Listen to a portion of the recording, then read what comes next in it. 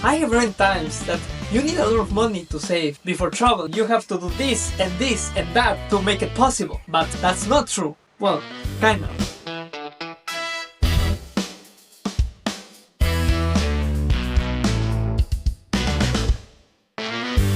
This is not a typical course about how to make a low budget travel, but how you can make this travel the best experience in your life. But actually, money is not the most important thing.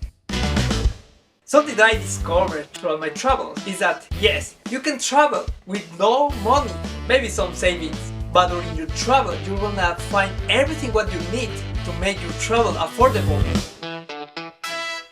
Also, it's gonna be a life-changing experience. This course is about to know how to start your cultural travel, learning skills that you will need during your traveling. For example, cooking, getting accommodation, cheap transportation, how to make friends and get to know the culture with locals. But the most important thing, how to make a big world family. Because in the end, the country is the people. I'm Ivan Telles and welcome to this, your masterclass.